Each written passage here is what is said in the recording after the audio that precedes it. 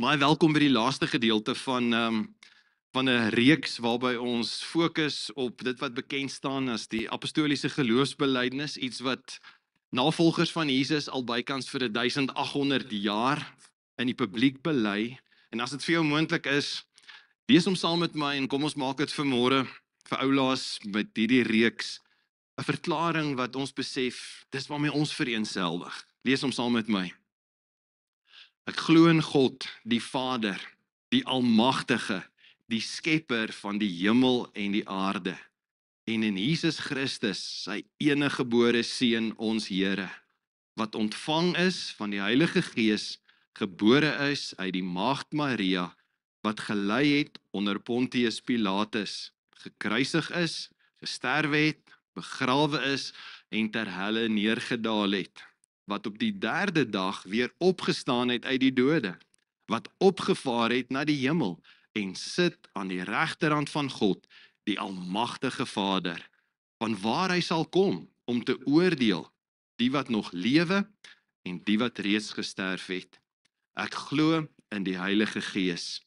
Ek glo aan 'n heilige, algemene Christelike kerk, die gemeenskap van die heiliges, die vergifnis van sondes, die opstanding van die vlees en die ewige lewe.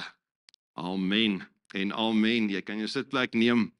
Baie dankie. Die woordjie amen beteken, mag dit so wees. Vir eeue verklaar Christene, veral hierdie spesifieke deel waarop ons vanoggend gaan fokus, ek glo aan 'n heilige, algemene Christelike kerk, die gemeenskap van die heiliges. Nou net 'n paar praktiese goed en kan ek sommer jou taal net help edit. Ek dink ons het oor jare in 'n godsdiens mode verval en ons praat van ek kry jou by die kerk. Nee, die kerk is nooit 'n waypoint nie. Dis nie 'n plek nie. En kan ek dis hoekom ons spesifiek ook na hierdie plek verwys.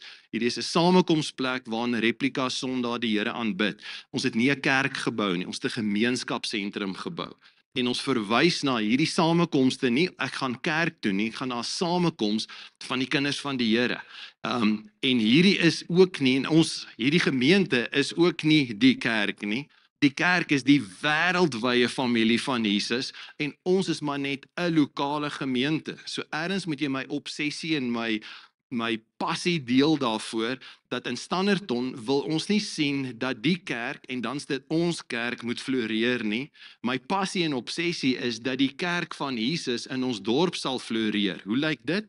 Wanneer elke lokale gemeente, van die ABC gemeente tot die XYZ gemeente en almal tussenin, dat elke gemeente uit sy nate uit sal bars. Want dan begin die kerk van Jesus vorm aanneem en die koninkryk van God begin gestalte kry in 'n gemeente.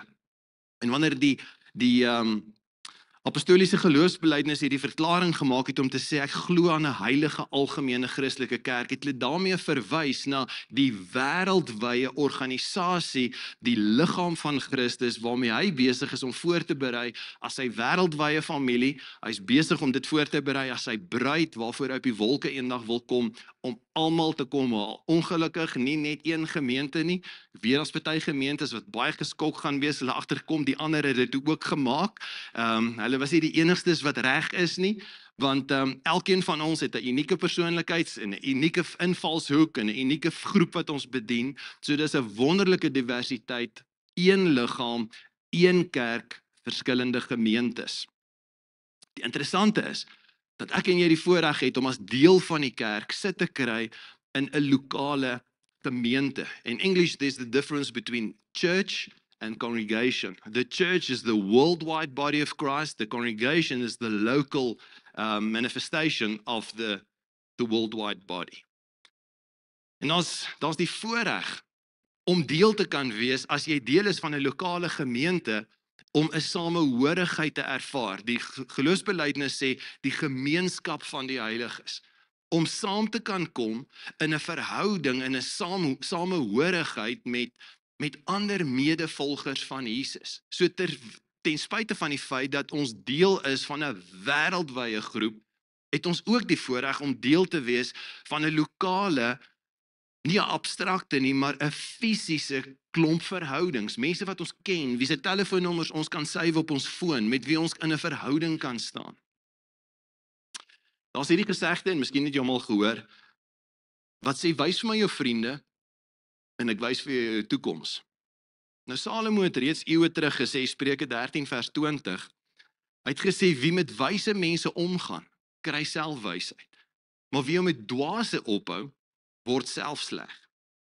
As jy jouself omring met mense wat passievol medevolgers is van Jesus, wat op 'n wonderlike manier gebore geword het, 'n bonatuurlike wonderwerk beleef het om gebore te word binne God se familie, en hulle is nou passievol deel van sy kerk, ingeskakel by 'n lokale gemeente wat hande vat en in verhouding is met 'n klomp mense, mense wat positief is en wat geloofsvervuld is.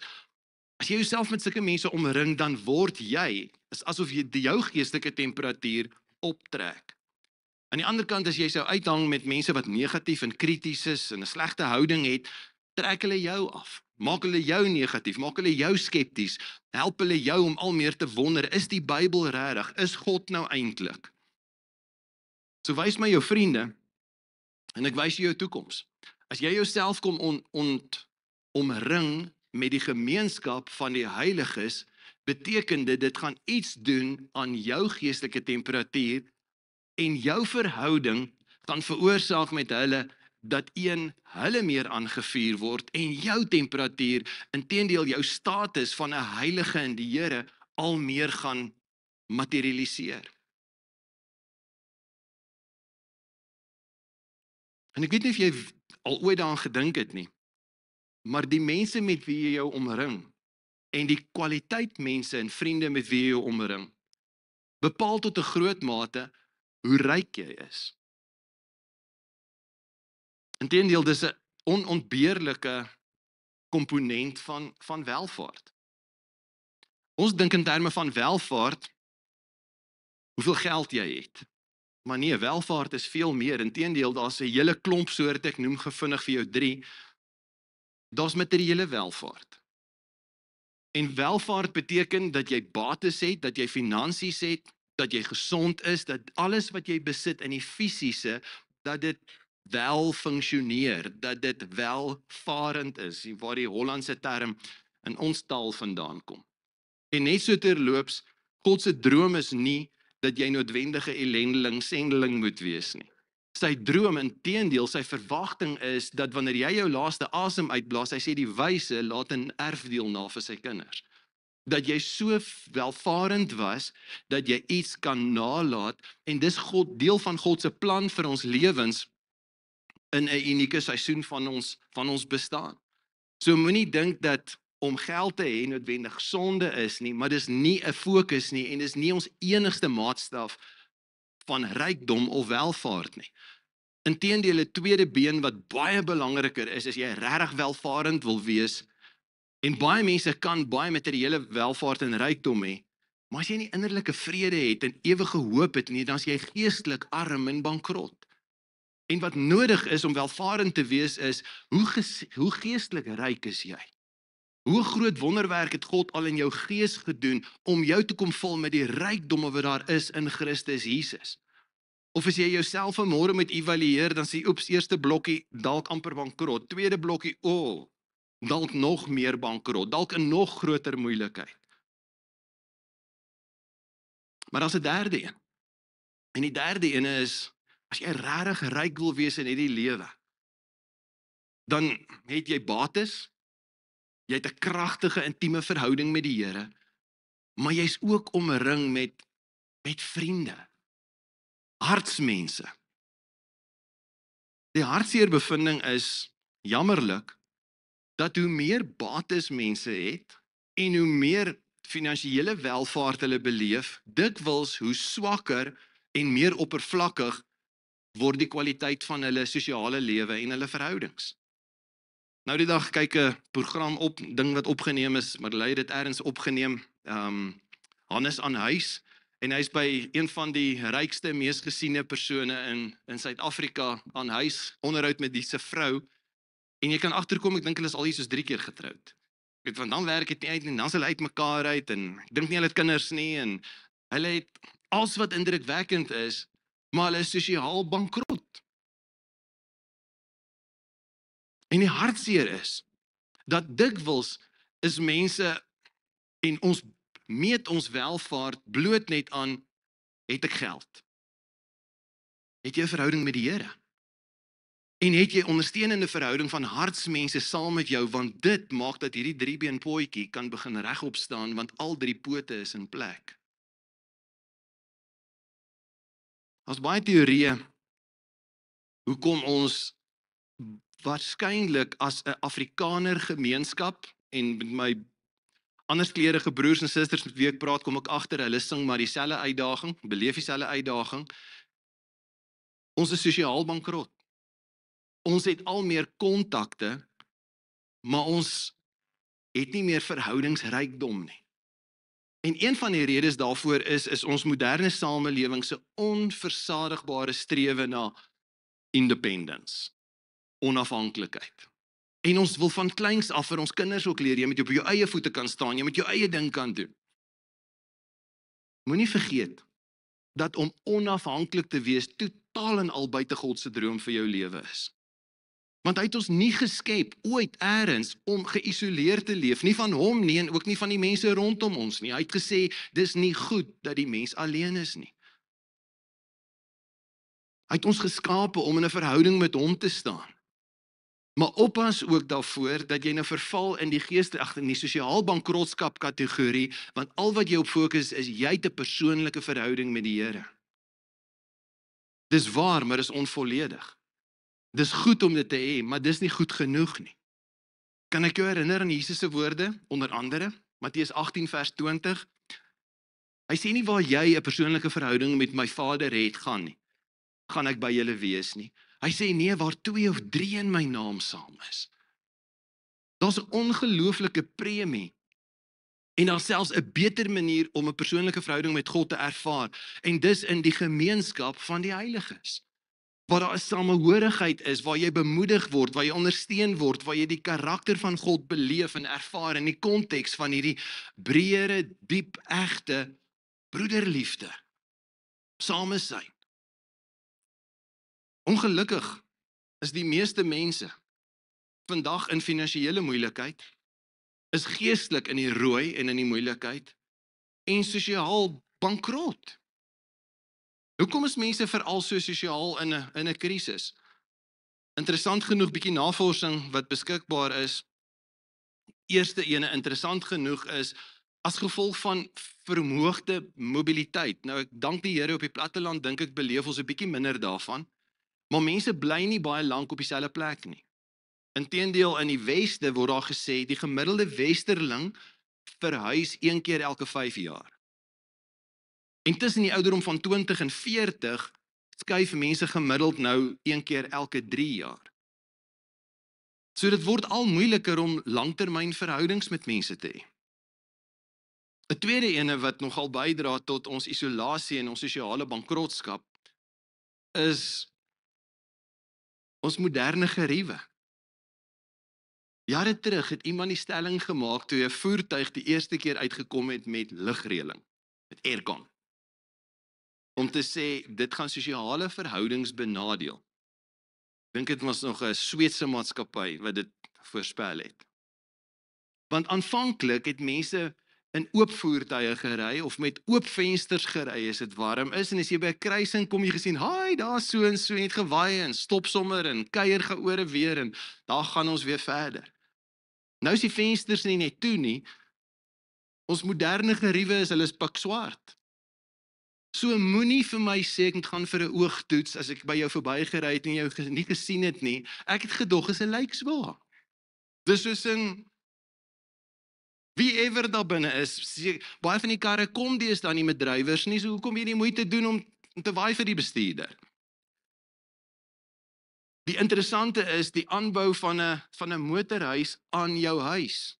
In die verlede was daar 'n huis gewees en eers jy gesien die mense is by die huis, want ja, daar staan hulle kar. Toe het jy dit darm gekry, die ouer huise was die waanhuis, was een kant en die huis was ander kant. So tussen die motorhuis en die huis het jy darm gestap en jy het die bure gesien in die oorkant van die straat en hallo, is julle nog hier? Hoe gaan dit? Terug van die wildtuin af. En toe kom die interessante moderne gadget van 'n remote. So jy druk 'n knoppie, gaan in by jou hek, gaan in by jou garage, druk toe agter jou en jy kan in jou huis verdwyn sonder dat iemand jou gesien het. En jy ooit nodig gehad het om met iemand kontak te maak. Baie van julle is te jonk om te weet waarvan ek praat, maar daar was 'n tyd gewees in telefone. Toe jy nog daai telefoon gehad het en nog 'n draad aan die huis vas was, toe jy nie met hom ver kon loop nie. As jy wou weet wie bel, moes jy die foon antwoord. Ek wil selfs op ons telefone, jy ken nie die nommer, jy moet antwoord. Nou, en ek vang baie van julle uit, want julle sit by my, of ek sit by julle, en dan kyk julle, ag nee, ek wil nie nou met hulle praat nie. En wat doen dit? Ons kan onsself nou baie gemaklik isoleer. Ek onthou toe ons net in Standerton gekom het, was die inry nog hier, buite die dorp, waarby Early Bird verby, net onder die spoorlyn, half op die linkerkant, was die inry. En al was mense in hulle eie voertuie, hier's van julle wat ingerig was, jy het 'n matras gehad vir agter op die bakkie, jy het die bakkie verkeerd om geparkeer, jy het 'n piknikmandjie gehad, dit was 'n hele, en dan het ons en hulle en so, en ons het saam op dieselfde plek parkeer, en so het vroeër gery, sodat ons, want fliek dit was 'n ding. My kinders is nou in 'n ander era, en hulle praat nogal met nostalgie, en ek het dit eintlik vergeet, vir hulle was die hoogtepunt op 'n Vrydagmiddag, dat hulle gou saam kon gaan na Mr. Video toe.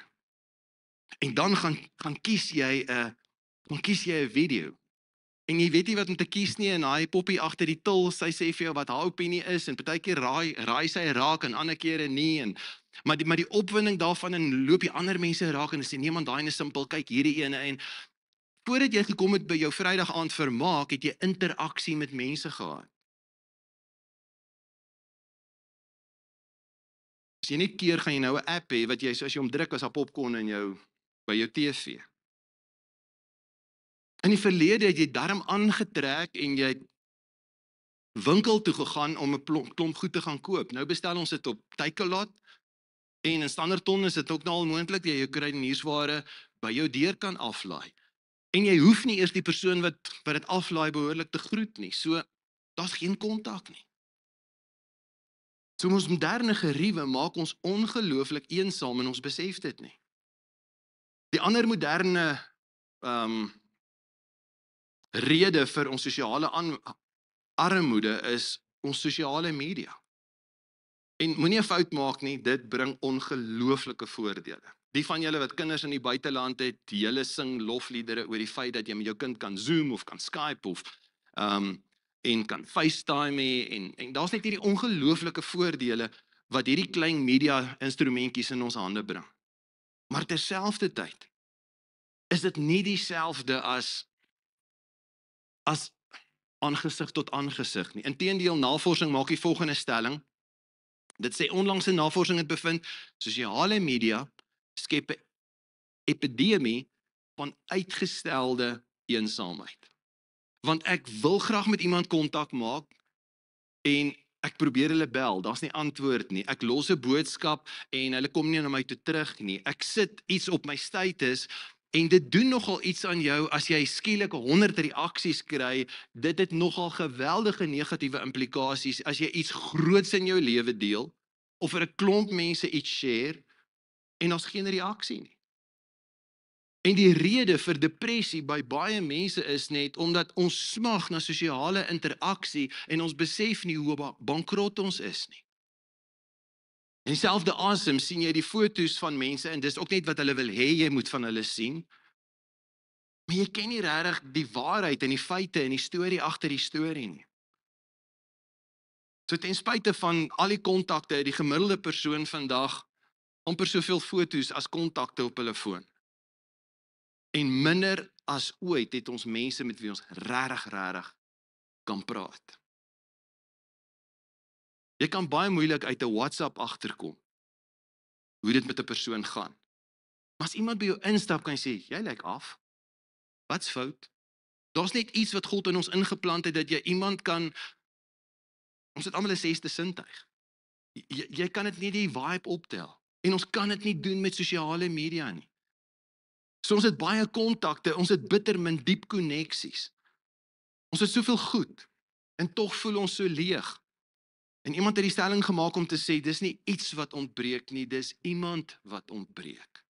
So hou op jaag vir nog goed. As jy daai nuutste gadget en daai nuwe game en daai nuwe app en daai nuwe tegnologie het, dis nie nog iets wat ontbreek nie, dis iemand wat ontbreek. Want jy sien wat ons benodig is hartsmense. Daai individu of twee wat regtig soos in, wat nader is as 'n broer. 'n Groep, 'n span wat skerp, sterk, toegewyde volgelinge van Jesus is. En wat nie net van hom weet nie, maar wat onverskrokke kan sê, ek glo. Ek glo in 'n God wat almagtig is, wat 'n Vader is, wat skepend is. Geesgenote met wie jy kan praat oor jou hoogtepunte, en as jy iets nuuts het, is hulle saam met jou bly, en as jy iets verloor het en dit 'n teleurstelling is, dan huil hulle saam met jou. Dis nie vir hulle, o, kom daaroor nie. Mense wat jou ophef, mense wat vir jou bid, mense wat jou bemoedig, mense wat altyd jou rug beskerm. En die vraag vanoggend is nie, het jy pelle wat dalk saam met jou vakansie hou nou en dan, of jag of rugby kyk nie. Hier's die lastige vraag. Sit hom sommer vir jou op die skerm. Het jy 'n gesonde, sterk, amper sê onwankelbare ondersteuningsnetwerk van egte, diep verhoudings wat gesentreer is rondom Christus? Nou weer in die week met iemand gesels wat op 'n stadium baie suksesvol was. Sy lewensseisoen het radikaal verander. Nou het ook nie meer eintlik vriende nie. So het jy egte diep verhoudings. En is dit gesentreer want daar's 'n ander koneksie tussen jou en 'n persoon. En jy sien verhoudings so is nie noodwendig sterk nie. Maar 'n verhouding wat gekoppel is aan 'n ander bron. Want hoe nader ek aan God groei, en hoe nader jy aan God groei, raai wat gebeur, ons groei al nader aan mekaar. En praat met enige ingenieur en jy gaan weet, 'n driehoek is jou sterkste struktuur. Het jy 'n driehoek verhouding, gesentreer rondom Christus. Trouwens, dis wat die kerk van Jesus met sy geboorte, dit was kenmerkend geweest van die gemeenskap van die heiliges. Dis wat hulle so uniek gemaak het. Kan ek jou terugvat, begin van die geskiedenis, die geboorte van, nie 'n gemeente nie, geboorte van die kerk. Handelinge 2. Hulle het hulle heel hartig toegelê op die leer van die apostels, die onderlinge, sosiale interaksie, gemeenskaplike maaltye en gebede. Vers 44, al die gelowiges, en let op die woordjie, hulle was nie eenders nie, oppas daarvoor om te verwag, dat as jy in verhoudings moet wees, ons moet almal eeners wees. Dis twak. Nêrens het die Here gesê ons moet eenders wees nie. Hy verwag dat ons in eenheid moet wees. Groot verskil. Hierdie gelowiges was eensgesind. En hulle het alles met mekaar gedeel. Hulle het hulle grond en besittings verkoop en die geld het hulle uitgedeel volgens elkeen se behoefte. Hulle het elke dag getrou by die tempel bymekaar gekom, van huis tot huis gemeenskaplike maaltye gehou, hulle kos met blydskap en in alle eenvoud geëet, en hulle het God geprys. En die gevolg was, dit was so 'n wow geweest, dat die Romeinse ryk, en hierdie is 'n dokter, Lukas, wat hier skryf, en hy het dit omtrent eers 'n hele paar jaar daarna geskryf, en hy sê, die waarneming was, die hele volk. Almal het hulle nie geglo nie. Baie mense het gedink hulle is weird, maar almal was hulle goedgesind, want julle is mos daai volgelinge van Jesus, julle is net anders. En die Here het elke dag mense wat gered word, by die lokale gemeente gevoeg. Jy besef dit dalk nie eers nie. Maar miskien is vanmôre vir jou eye-opener om te besef, jy's in die rooi, jy's bankrot. En jy besef dit nie eers nie, maar miskien is vanmôre vir jou 'n eye-opener dat jy besef, ek het mense nader aan my nodig. Want na sonder is jy baie armer. Hoe sou dit lyk in ons dag? Dis die kwaliteit van hierdie ware, egte, diep verhouding, soos wat die vroeë kerk dit tipies beleef het. Nou om hierdie soort verhoudings die beste te beskryf, kan ons nou allerhande, amper die churchy lingo gebruik. Maar om hedendaagse terme te gebruik, en ek het nou sommer hier bietjie uit die boks uitgedink. Hoe lyk eeuoue kwaliteit verhoudings vandag? Nommer 1. Die eerste ene waarmee ek dit vir jou sou beskryf is, dis mense in jou lewe wat yskasregte het. Get the feeling. Wanneer jy die reg het om by iemand in te stap, en hulle is op die foon, maar jy stap so lank in, sit die ketel aan en maak die yskas oop. Dit sê net iets anders van daai verhouding. Dit sê dis of vriende, dis of familie, of gesinslede, obviously, of dis 'n baie besondere vriendskap, waar die verhouding impliseer wat ek het is joune en wat jy het is myne. Hoeveel mense buite jou gesin het yskasregte in jou lewe? En as jy vanmôre vir my sê, ja, 2 of 3 of 4, het jy nog nie alles wat God vir jou wil hê nie. Jy's verhoudingsarm. Jy besef dit dalk nie eers. Want God wil nie net hê ons met hom 'n persoonlike verhouding hê nie. Hy het ons mekaar gegee, want hy weet ons is gemaak om ook interaksie fisies met mense te hê. En hy het ons ontwerp om eers te floreer wanneer ons omring is met die samesyn van geesgenote, hartsmense, en kan ek waag om te gebruik die term bloedfamilie? Want daai persoon en daai persoon is soos ek ook gewas met die bloed van Jesus en dit maak ons bloedfamilie. Dit is ons uitdaag. Ons gaan dalk ons harte en ons huise en ons yskaste moet begin oopmaak en die risiko neem om ander mense lief te hê en om geliefd te wees. En die risiko te neem van dalk teleurgestel te word, want soms gaan mense ons teleurstel en seermaak.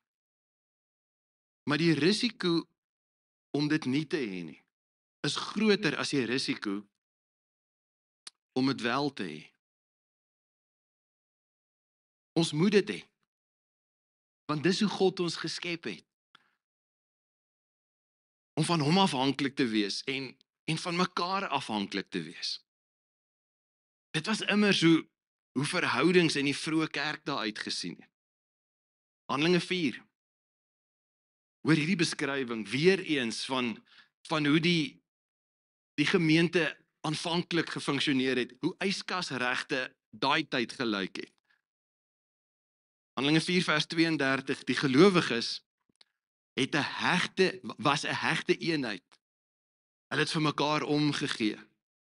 Niemand van hulle het krampagtig aan hulle besittings vasgeklou nie. Want mense het yskasregte gehad.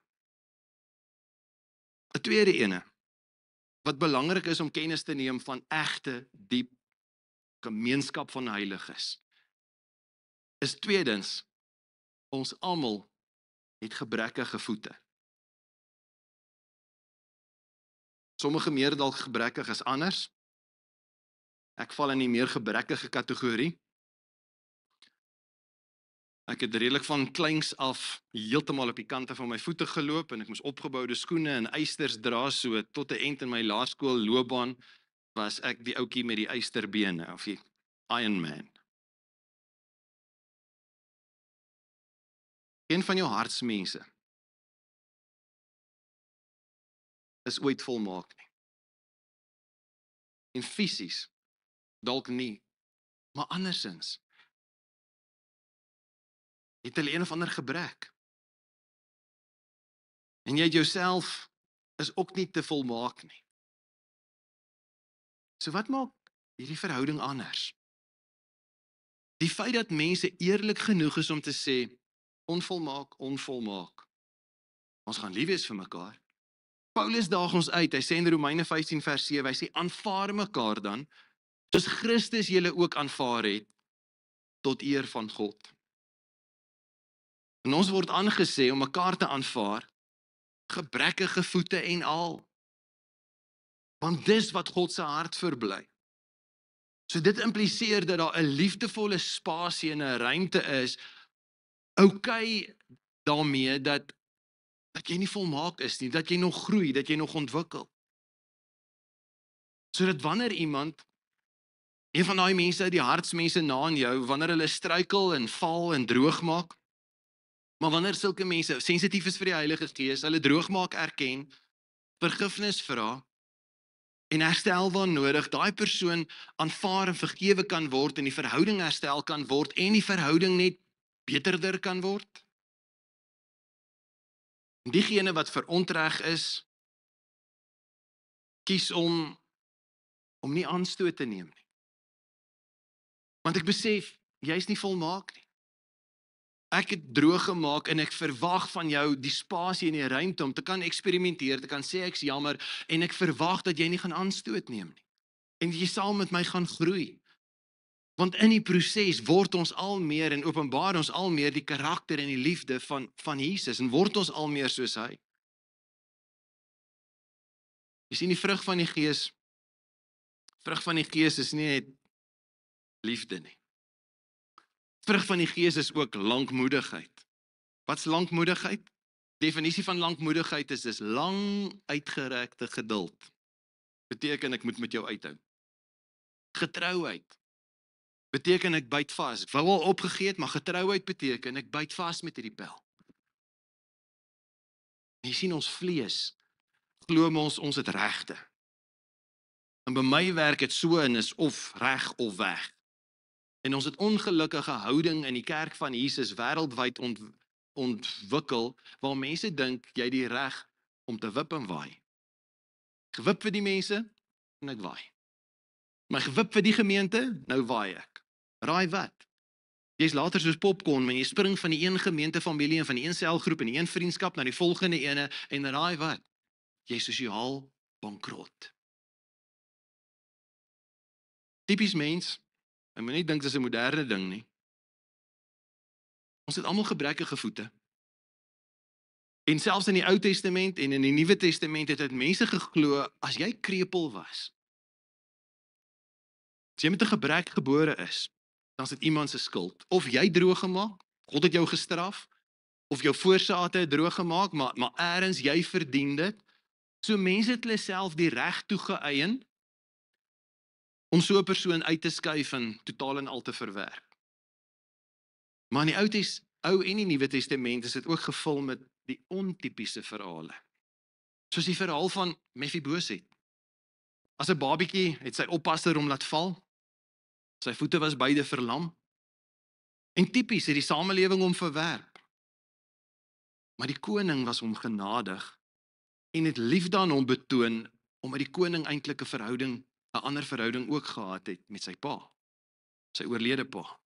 En dan lees ons hierdie kragtige vers in 2 Samuel 9.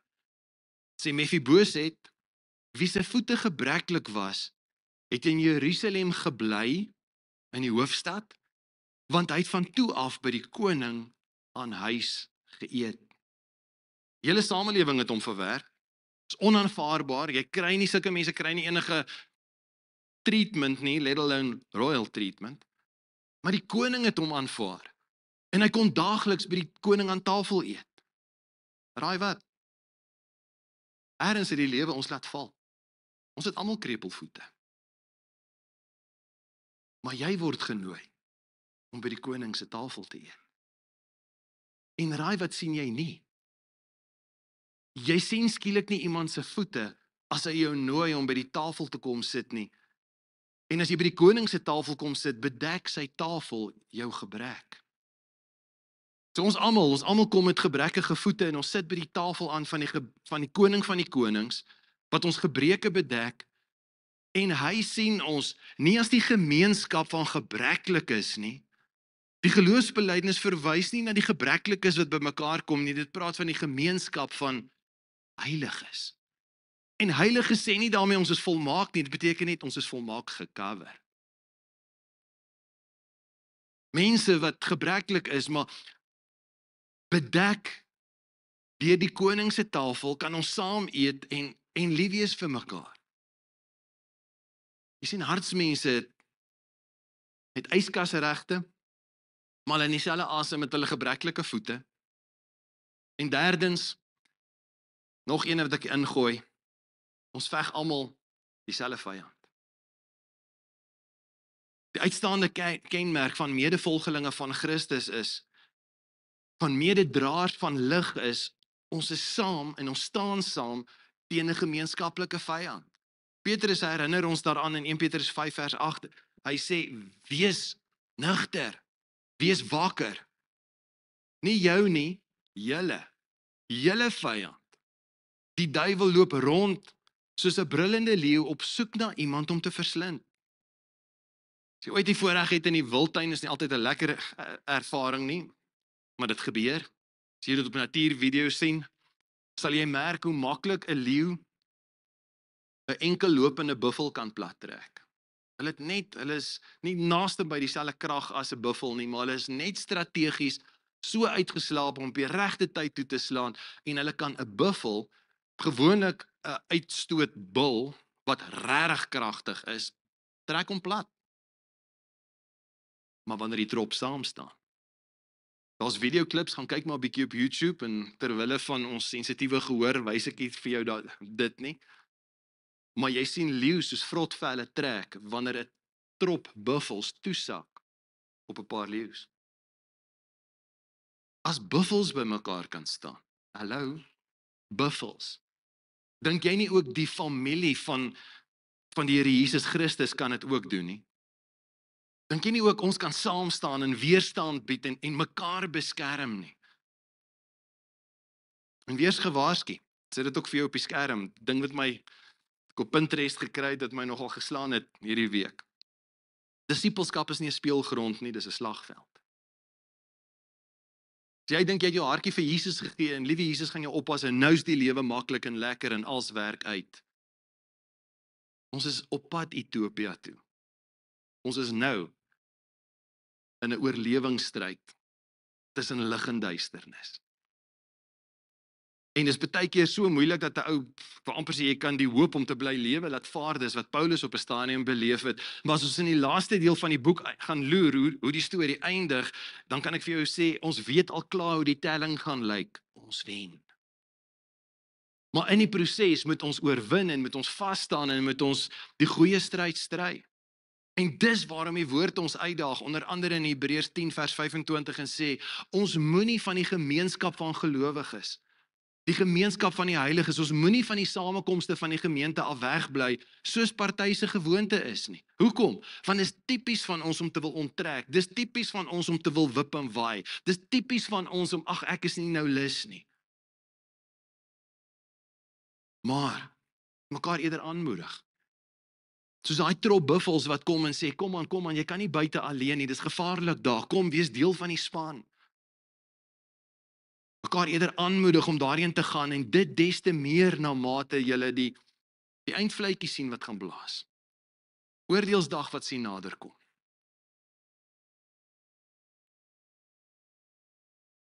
Die magte van die duisternis het in elk geval slegs krag as dit tussen ons en die bron van lig kan inkom. Wil jou kan een kant kry. So moenie dink jy so 'n sterk buffel nie. As jy geïsoleer is, bankrot. Inteendeel, jy is in die moeilikheid. Want dit is presies wat die vyand wil doen.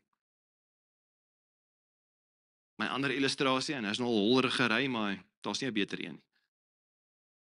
Jy moet brikette braai. Ek weet Jan Braai sê jy moet eintlik nie daarmee braai nie.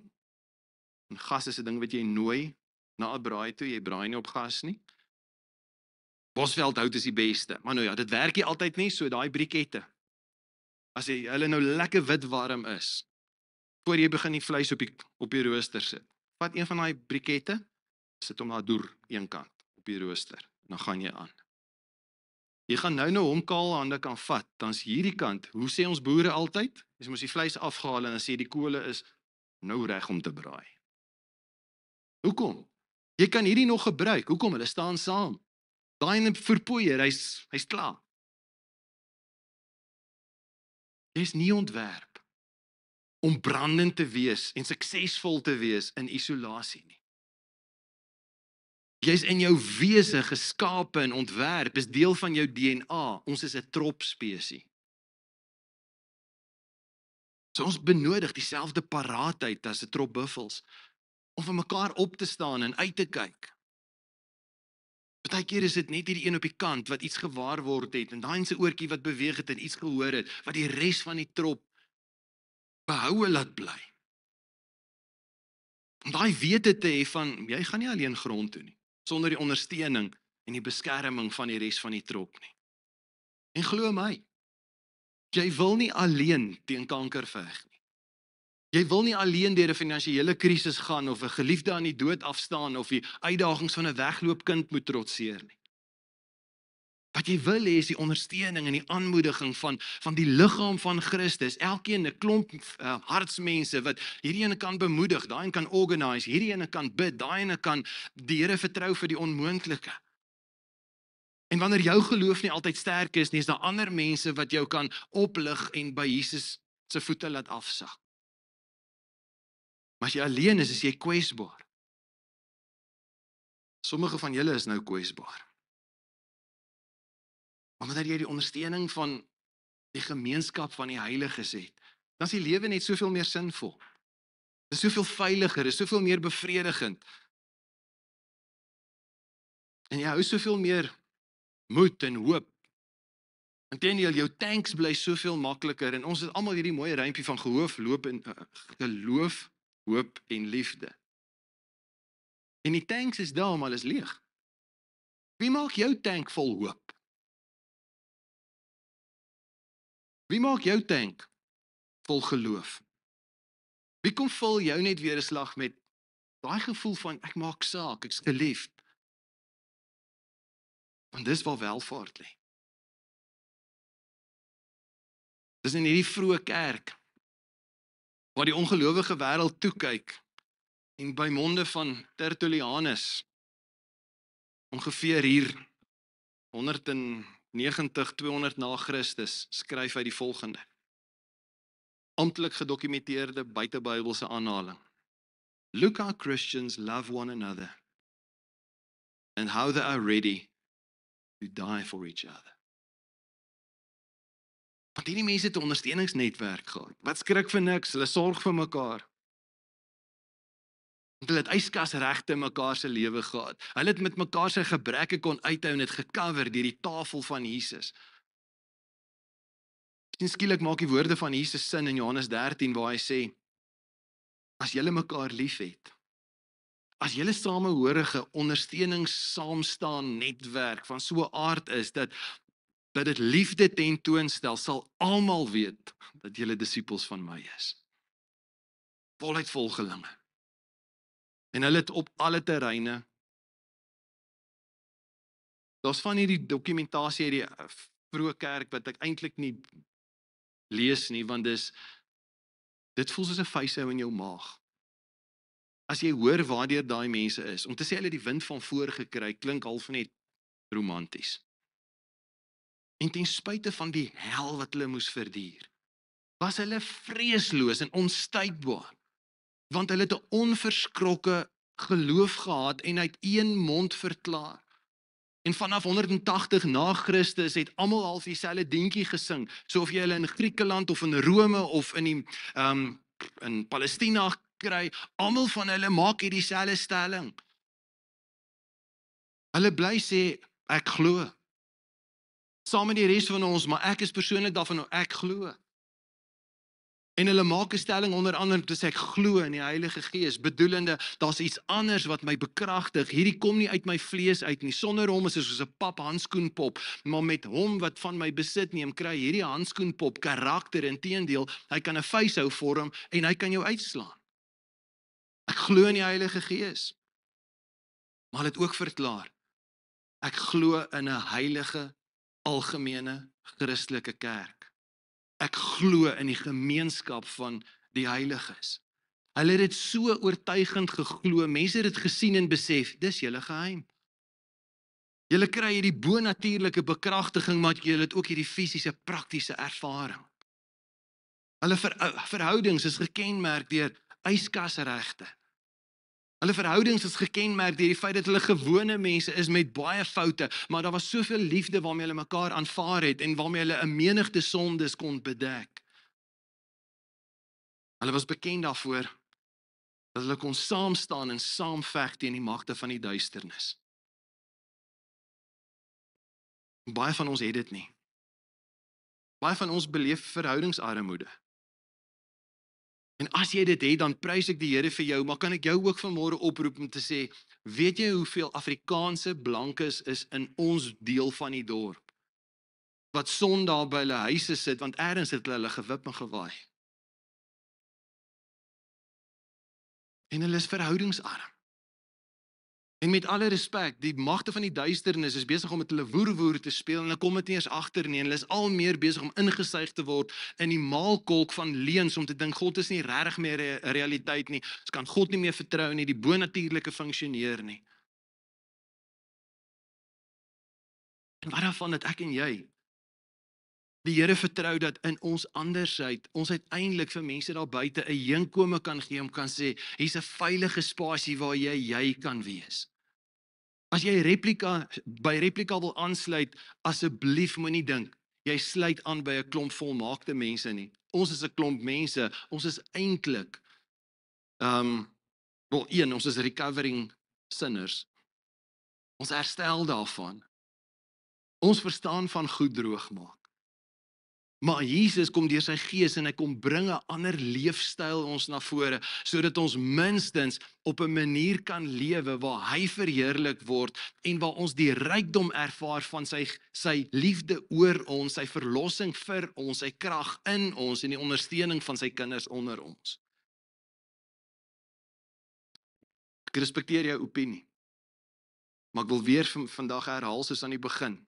Wys my jou vriende. As jy omring is met vriende wat passievol is vir die Here, wat as jy sommer wil begin klaar, dan herinner jou, man, ons gaan die Here vir jou vertrou. Man, ons gaan instaan en ons gaan die Here hier vertrou vir 'n wonderwerk. Wys my jou vriende en ek wys jou toekoms. Maar wys my jou vriende en hulle wil niks met die Here te doen hê nie, hulle dink is uncool, sonder jou tyd hier te mors en ergens deur die week in 'n groep betrokke te wees en ondersteuningsfunksies en verhoudings te help ontwikkel. As hulle dit nie het nie, kan jy ook jou toekoms wys. En na mate die oordeelsdag nader kom, is jy dalk in die moeilikheid, wanneer jy bankrot voor God gaan staan, en jy het niks om te wys nie. Daai nuwe en dieper ondersteuningsnetwerk van die kinders van die Here by jou, dit kan koers en kwaliteit, dit kan die koers en die kwaliteit van jou lewe radikaal verander. Maar dit gaan nie per ongeluk gebeur nie. Jy sal dit vanmôre moet glo. Jy sal vanmôre op tyd met hom te sê, Here, ek smag daarna. Wat daarvan het ek en jy dalk nodig het om vanmôre te erken en voor die Here te bely, Here, ek het ergens seer gekry. Here, ek stel nie meer belang nie, ek wil nie meer mense naby my toelaat nie, ek so teleurgestel. Of Here, ek het my ergens gewip, ek het aanstoot geneem. Here, ek besef vanmôre, ek het die fout gemaak, ek het geïsoleer. Waarvan het jy vanmôre kies om te sê, Here, kan ek U vra vir U vergifnis? Vergewe my vir hoe ek reageer. Maar Here, ek kom vra ook vanmôre, help my om hulle wat teen my oortree te vergewe. Kan ek jou uitdaag vanmôre, laat sak die mure om jou hart. Want dis eintlik eers dan wat die Heilige Gees kan inkom. Solank jy 'n harde hart van klip het, solank jy vashou aan jou regte, niemand sal jou weer seermaak nie, bly die Heilige Gees ook uit. So laat sak jou, weet nie waar die woord vandaan kom nie, laat sak die skanse van jou hart. Daai mure wat jy gebou het. Laat die Heilige Gees inkom. En begin om vertrou vir hartsvriende. En as jy omring is met mense wie jy weet, hulle het nie hartsvriende nie, begin op 'n liefdevolle manier, nie veroordeel nie, maar uitdaag. Miskien het jy vanmôre nodig om te besef, jou vriende is besig om jou invloed te besoedel, jou toekoms te besoedel. En jy het nodig om te breek met verkeerde invloede. Miskien moet jy vanmôre in jou eie kop 'n skuif maak om te sê, Here, help my om 'n hartsvriend vir ander mense te wees. Help my om my hart en my yskas dalk 'n bietjie weier vir ander mense beskikbaar te stel. Help my om gemaklik te raak oor die gebreke van ander en selfs my eie. Here, help my om te besef dat ons ophou om mekaar te fight. En dat ons 'n gemeenskaplike vyand, as ligdraers, 'n stryd het, 'n oorwinningsstryd het teen die duisternis. Kom ons bid saam. Here, mag elkeen van ons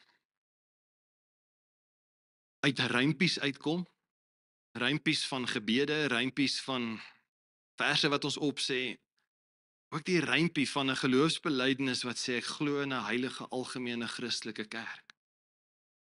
Want soveel van ons sê ons glo dit.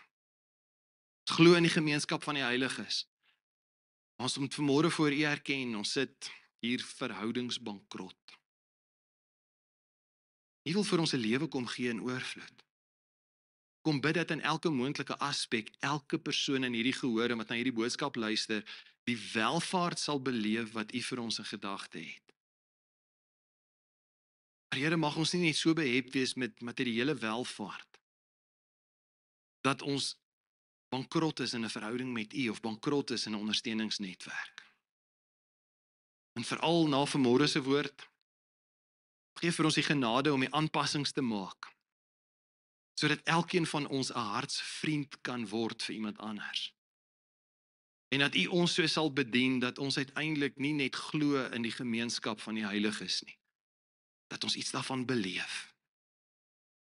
So kom ontmoet U ons in waar elkeen van ons is. Dankie Heilige Gees dat U nie hier is vanmôre om ons te oordeel en ons eenkant toe te skuif nie. Dankie dat U hier is om ons te bemagtig en te help en ons in 'n volgende fase in 'n seisoen van groot oorwinning in te lei. Mag ons grootste deurbrake in oorwinning wees, omdat ons toelaat dat U deur ons vloei en ons hartsvriende na buite word. En hierdie gemeente, elke ander gemeente, uiteindelik die kerk van Jesus, reg deur die wêreld, al meer sigbaar, erken kan word vir ons liefde en ons andersheid. Dankie dat ons net kan anders wees as gevolg van die kruis. En as gevolg van medebroers en susters wat ons hande omhoog hou, wat ons tanks volhou, wat ons help om deur die stikkend in die storms van hierdie lewe oorwinnend aan die ander kant te kan uitkom. Ons bid dit in die naam van Jesus. Amen.